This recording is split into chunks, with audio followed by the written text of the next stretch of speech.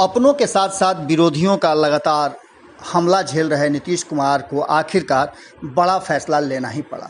आपको बता दें कि पिछले 15 दिनों से लगातार नीतीश कुमार असमंजस की स्थिति में हैं और कई तरह की समस्याओं से जूझ रहे हैं। एक तरफ जहां उन्हें कोरोना को लेकर के बड़े निर्णय लेने हैं और वहीं दूसरी तरफ से सत्ता और सरकार को लेकर के भी कई तरह की चर्चाएं जोर पकड़ चुकी थी। नीतीश कुमार पर हमलों का दौर जारी था और कहा यह जा रहा था कि नीतीश कुमार कहीं ना कहीं मुश्किल के दौर से गुजर रहे हैं और बिहार को संभालने में वो पिछड़ रहे हैं। इन सारी बातों को लेकर के नीतीश कुमार ने कई फैसले लिए। उनके फैसले में एक बात तो नज़र आ रही थी कि नीतीश कुमार जब भी फैसला लेते हैं तो बोल्ड फैसला लेते हैं, चाहे वो जिस मामले में भी हो। आपको पता होगा कि 2017 में किस तरह से नीतीश कुमार ने रातों रात फैसला लिया था और उस फैसले ने बिहार की राजनीति में एक बड़ा फेरबदल किया था।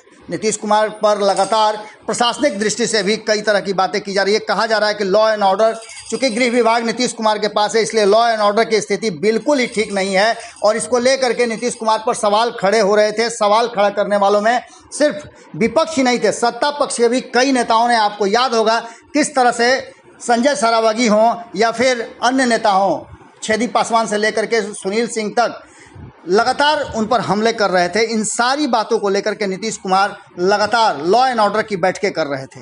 आपको बता दें कि इस बीच नीतीश कुमार ने कई अहम फैसले लिए हैं। उन्होंने बिहार में इंजीनियरिंग और मेडिकल कॉलेजों में 33% महिलाओं के लिए सीटें आरक्षित की हैं। इन सब बातों को लेकर के इस पर भी उन पर हिंदुस्तानी अवाम ने कुछ और आगे बढ़ करके मुफ्त शिक्षा की बात की थी। इसके बाद आपको बता दें कि नीतीश कुमार पर लगातार खास करके लॉ एंड ऑर्डर को लेकर के उन पर उंगली उठ रही थी। कहा यह जा रहा था कि गृह विभाग भारतीय जनता पार्टी अपने पास रखना चाहती है। इन सारी बातों को लेकर के लगातार नीतीश कुमार अपनी बातें रखते आ रहे हैं। खास करके अगर कहा जाए तो महिलाओं की सुरक्षा को लेकर के और महिलाओं के सम्मान को लेकर के नीतीश कुमार पर कई तरह की बातें की जा रही थी। अब इन सब बातों को लेकर नीतीश कुमार ने एक बड़ा फैसला ले लिया है। एक तरफ जहां वो 33% आरक्षण की बात महिलाओं की करते हैं, वहीं पंचायत में भी महिलाओं को उन्होंने 50% आरक्षण दिया है। इसके बावजूद भी महिलाओं पर होने वाले अत्याचार और विभिन्न तरह के शोषण कम नहीं हो रहे थे। इन सारे मुद्दों को, सारी बातों को लेकर नीतीश कुमार ने एक बड़ा फैसला लिया है और उन्होंने साफ तौर पे निर्देश जारी कर दिया है कि हर थाने में अब महिला अधिकारी और महिला पुलिस रहेंगे।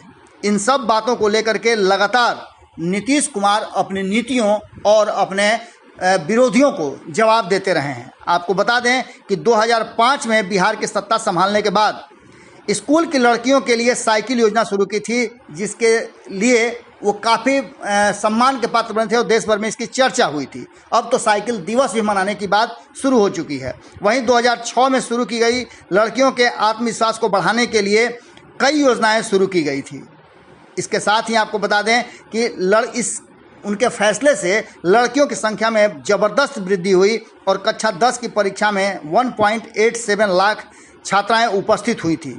2020 में ये संख्या बढ़कर 8.37 हो गई है और ये एक बहुत बड़ा चेंज है। समाज में चेंज तो आ ही रहा है, सामाजिक कार्यों में भी नीतीश कुमार की बड़ी दिलचस्पी रही है। लेकिन जहां एक तरफ सरकार गिरने की बात की जा रही थी, प्रशासनिक रूप से नीतीश कुमार की असफलता और विफलताएं की बात हो रही थी, वहीं नीतीश कुमार के इस निर्णय कि हर थाने में महिला अधिकारी और महिला पुलिस होंगी, ये हो आने वाले समय में एक बड़ा राहत देने वाला है, खास करके महिला वर्ग को। और आधी आबादी नीतीश कुमार को बेहतर ढंग से जानती है। कहा यह जा रहा है कि नीतीश कुमार का ये फैसला चुनाव को मद्देनज़र में रख करके लिया गया है।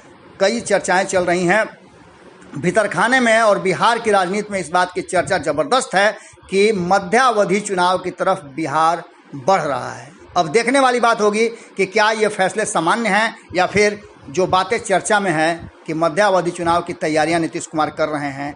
चूँकि 2020 में उन्हें बहुत कम सीटें आई थी और वो उसी समय से काफ़ी परेशान हैं। जुड़े रहें भारत लाइव के साथ, खबरों का सिलसिला लगातार जारी है। नमस्कार।